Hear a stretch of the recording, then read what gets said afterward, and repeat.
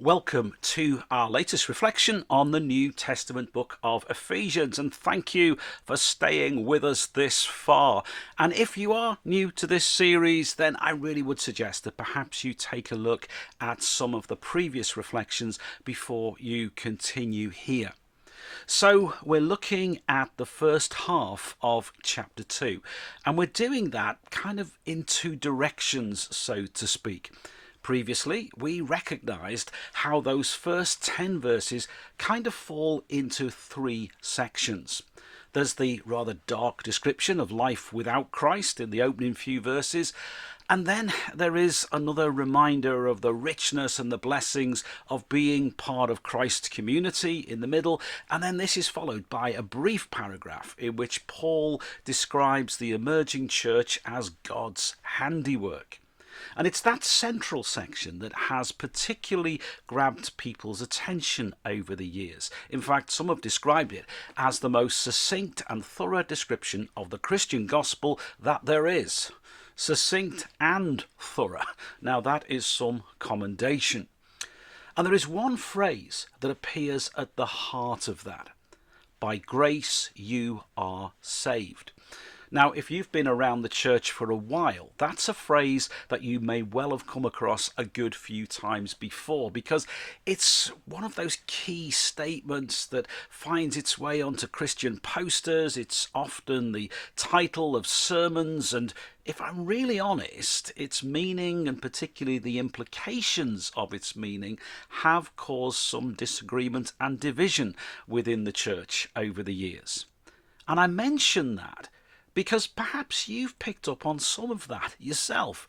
So it might be useful for us to at least to try and work out what Paul meant when he first used this phrase and how it connects with everything else that he has to say in this absolute masterpiece of a letter. And whatever people think about it, it is clearly a significant phrase for Paul because he uses it twice. Firstly in verse 5 and then again just one sentence or so later in verse 8. So he clearly wants us to pick up on it. So let's take a look again at that opening part of chapter 2, but this time we're going to begin to read at verse 4. This is what he has to say. But because of his great love for us, God, who is rich in mercy, made us alive in Christ even when we were dead in transgressions. It is by grace you have been saved. And God raised us up with Christ and seated us with him in the heavenly realms in Christ Jesus, in order that in the coming ages he might show the incomparable riches of his grace expressed in his kindness to us in Christ Jesus.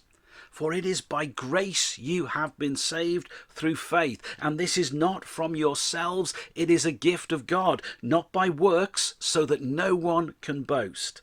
For we are God's handiwork, created in Christ Jesus to do good works, which God prepared in advance for us to do.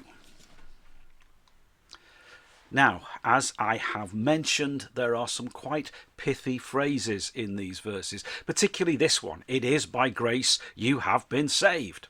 And while it's memorable, it might be worth just pausing to recognise not just the benefits of that, but also the potential pitfalls. The benefit, of course, is that they do stand out. They're memorable, and they help us to define and to remember who we are as a Christian people. But they do stand out.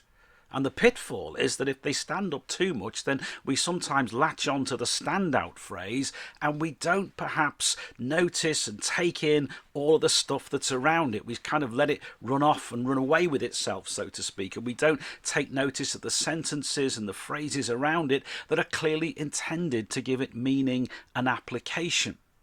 So this is perhaps a moment to focus in and perhaps do some of that detail work with those verses. And a place to start might be to consider this theme of work. Because if you look carefully, there are some noticeable contrasts here. Some might even say contradictions. Now, I've already mentioned the key phrase in verse 10 that we are God's handiwork, so a clear focus in this section is the work that God has done. And this, of course, has been quite profoundly summarized in what has gone before. Because of his great love for us, God made us alive in Christ. That's verse 4 of this chapter, which in turn connects us back to all of those significant statements in chapter 1. And we might easily notice that we are saved by grace, not through our own endeavours, not through our own works, as is particularly emphasised when the phrase is repeated in verse 8. So it's God who does all the work, not us, but God. So that's it, we all just sit back and enjoy the benefits of God's handiwork. Well, no. Because at the end of verse 10, we're told that yes, we are God's handiwork, but we have been handiworked, so to speak, or crafted might be a better word, in order to fulfill the works that God has called us to do. So who's doing the work here, we might ask? Well, I know that I'm splitting hairs to some degree, but believe me, some people have genuinely fallen out over that question in times past. But what I'm trying to say here, or what I'm trying to do, is to ease us away from over-literalizing this. It's not that we must not do anything, we must not be seen to work. Yes, we are saved by grace and not works, but it doesn't mean that Christian disciples have to sit back and do nothing, lest we're seen to work and tempted to boast. No, God intends us to be active. God intends his church to make his love visible through our collective endeavours. But what Paul is defining here is why and how we get involved in the work of God's kingdom together. And forgive me if I do seem to be labouring the point here, but this might be a moment to go back and remember that in Paul's previous life, he was a Pharisee, part of a highly active, highly religious order. So it's already quite something for him to now describe something that he once saw as giving him religious credibility as a state of being dead in trespasses and sins, because he says to the Ephesians, we were all in that boat at one point. But we should remember too that when we read the Gospels, it was the Pharisees just about more than any other group who found themselves most often in conflict with Jesus. And that's a bit strange when you think about it. One of the most devout communities of faith, people who were utterly committed to ushering in God's promised Messiah, were some of the most vociferous opponents when that Messiah arrived. Now, I may be wrong, but I reckon that if you'd been around 10 years or so before Jesus arrived on the scene, once you found out that he was coming, you'd probably have expected the Pharisees to be at the front of the welcome party, not his biggest critics. So, what went wrong? Well, much of their opposition stemmed from a belief that we are saved by works. Their core philosophy was that if only people worked hard enough at following God's way and demonstrating an absolute commitment to the finest detail of God's law, then God would send his Messiah to save them. So when Jesus comes along with this kind of laid back, don't worry, God's got it covered, God's more interested in the spirit of the law than the letter kind of attitude, their whole salvation plan was being totally undermined. And why I think that this is important is that these were seriously devout religious people. And if you're seriously sharing these reflections, then I'm guessing that you're seeking to be a reasonably serious, devout person of faith too. And that's the contemporary challenge of groups like the Pharisees. They remind us that just because we sincerely believe we are right, it doesn't mean that we are. We all run the risk of becoming so consumed by our own version of God's intentions and desires that we do more harm than good in seeking to pursue them. They were opposed to Jesus, not because they weren't interested in his mission, but because they were. So we too need to be constantly checking ourselves out to make sure that we are truly recognizing and listening to God's purposes. And of course, Paul had a very dramatic watershed moment that shocked him out of that Pharisee mindset when he was travelling to Damascus. a Damascus Road experience, as we still describe such moments today. He met with the risen Jesus, and in that divine encounter, he suddenly realized the catastrophic mistake that he and his mates in the Pharisee party were making. You know, I can almost imagine that conversation when perhaps Jesus even said to him, Paul, it's by grace that you're saved. Or maybe it was Saul, as he was then known, coming to that moment of realization, I get it. It's by grace that we're saved, not works. Well, I don't know.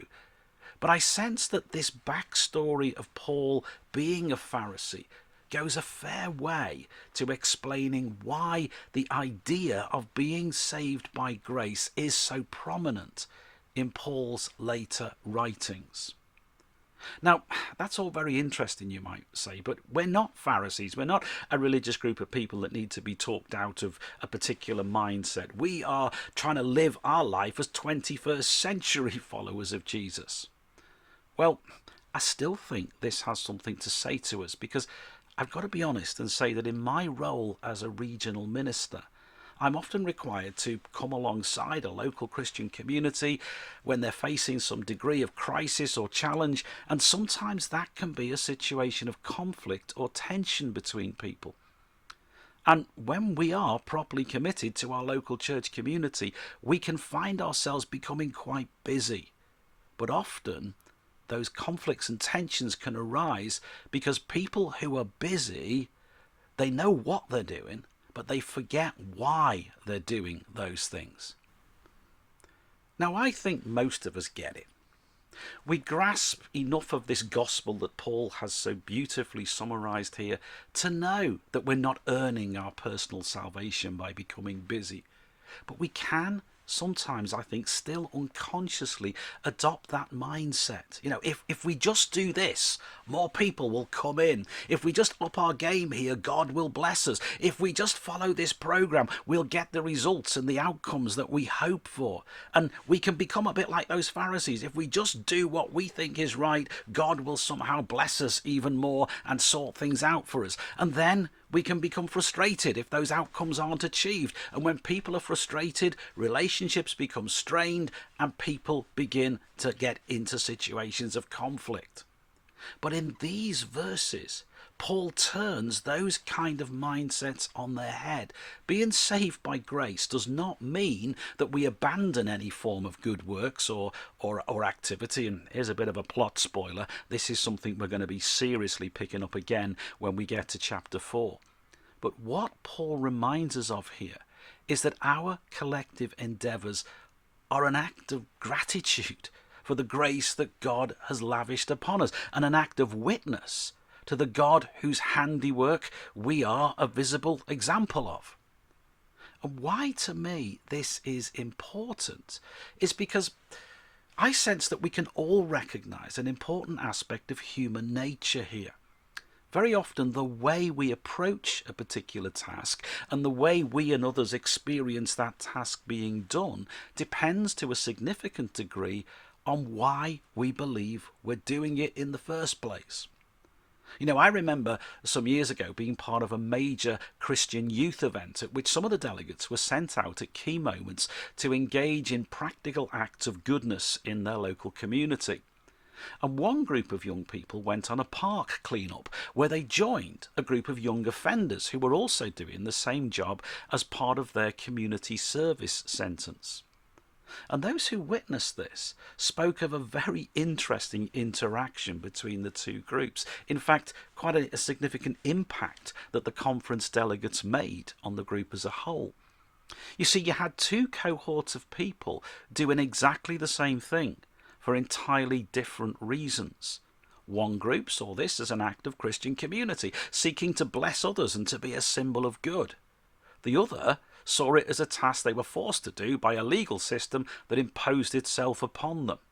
And not surprisingly, the second group weren't that enamoured about doing it. But the mood changed when they encountered their Christian peers simply doing it because it was a good thing to do. So my point here is the reason we're doing something not only affects how we do it, but it can actually impact others. So let's shift the lens back to those Pharisees, so resentful of Jesus, so determined to put him and his followers down. Well, it's easy to be critical of them, but in many respects their overall attitude was the same as those young offenders. They were seeking to fulfill the expectations and demands of a legal system that they perceived required their absolute compliance. Is there any wonder that they got a bit grumpy? So here's the first question that I'm going to invite you to wrestle with for a while. Why do you do what you do? Take a bit of time to think about those tasks that you fulfill as a disciple of Jesus, and that can be just about anything in life in general. So, are you doing it out of a sense of duty?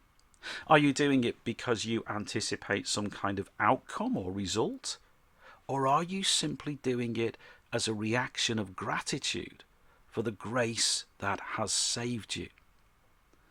And then take that phrase, by grace you are saved, and let it inspire those actions. See how that phrase might even change your attitude to some of the things you do. Because Paul may have come up with this great 5-word summary, but he's already embedded a whole load of stuff in the preceding verses and those that will follow that defines the scale of that.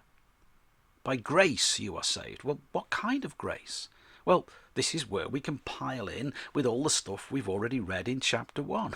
The grace that God has lavished upon us. Grace that reflects the riches of God, the love of God. Grace that releases blessing upon us. And grace that God has planned from the beginning of time. And so I could go on. And what have we been saved from? Well, being dead in our trespasses and sins. And again, there's a whole load I could add here from those earlier verses. And what does this salvation entail, we might ask? Well, we are heirs of God's kingdom. We're adopted. We're seated with Christ in the heavenly realms above all authority and dominion. And again, I could say a whole lot more. And maybe this is a point at which I just invite you to let everything that you've read in the preceding chapters, particularly those verses or those phrases that have really come home with you, and think about how they fit in with this very simple phrase, by grace you have been saved. And then again, think about, what is it? What is my motivation for what I do in life? Is it because I think I should, or is it because I'm truly grateful for what God has made me? And then maybe let's take this a little bit further. We are God's handiwork. And according to Paul, our works of service are evidence of that. Now, I don't know if you've ever watched one of those antiques or fine art programs where some expert takes you through the detail of a particular piece. But when they do, they very often speak of the artist's amazing use of colour, or their attention to detail, or their brilliant brushwork, or perhaps they'll point out the incredible skilled carving on a particular sculpture. And the more that you look at that handiwork, the more you learn and discover about the artist or the designer who has crafted it. Well, if you and I are God's handiwork, then not only is that an amazing expression of our worth in God's eyes, but it invites us to consider even further our motivation for what we do. So again, as you reflect on your works of service, I want to offer you what is possibly something of a challenging question. To what degree is God's nature reflected in the way that you go about things? And let's recognize something here. Obviously, Paul has been talking about some really big issues. Our salvation, God's gift of eternity, the extent of God's love, and these are all amazing truths and realities. But I wonder if sometimes we see those things as God's handiwork, but overlook the fact that we, you and I, are God's handiwork too. What I'm getting at here is that there's a danger of detaching our own personalities and attitudes from what God has done, to sign up to the grand schemes of God's purposes, but to forget that these things need to make their impact on us. They need to shape and form the people we are. And I hope that kind of makes sense to you. What I'm trying to say here is that we can believe in them, we can be impressed by them, we can describe them. But the question that arises here is, are we reflecting the loving, generous, gracious nature of God in the way that we go about things? Are we showing ourselves to be God's handiwork? So that's the second question that I would offer you to consider. If we are God's handiwork, how obvious is that?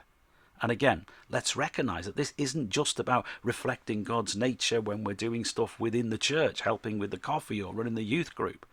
What about when you're at work or at college or at home or down at the gym? What an amazing opportunity to share something of our faith.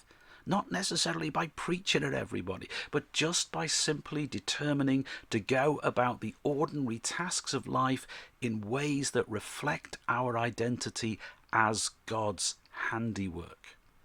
So yeah, what is it of God's nature that people can see in you as you engage in whatever works of service come your way? And then finally, let's loiter just for a moment with that little phrase that God has prepared in advance for you to do, that comes kind of right at the end. What does that mean to you? I sense that it kind of says two things. Firstly, it perhaps simply reminds us that so long as there is a church, so long as there is a community of God's people, so long as we're around, there is a job to be done in making God's love and God's salvation and God's message known. But maybe it can also remind us that God has a purpose for each one of us. God is shaping us. God is equipping us. God is motivating us to fulfill our own particular calling. So maybe this is a moment for us all just to take stock and say, well, am I fulfilling God's purpose for my life? And that isn't about beating ourselves up or saying that perhaps we need to do more and more. But as you discuss this and think about it and maybe talk about it with other people, perhaps it's about asking them to help create the opportunity and space for you to fulfill what God has laid upon your heart to do. Do we actually need to challenge one another sometimes to make room for each other's gifts and calling? Or maybe it's about finding the confidence to share your ideas and your aspirations, because maybe the reason you've got those aspirations is because they're part of what God has purposed for you to do. What are God's plans for you as individuals and as a community? How can you discover more of God's calling on your lives? So I hope those three little questions help you to get a little bit more into what Paul is saying here and really releases the meaning of this incredible phrase, by grace you're saved. But as you reflect on all of that, let that simple declaration that we are God's handiwork simply speak to your heart about the worth that you have in God's eyes.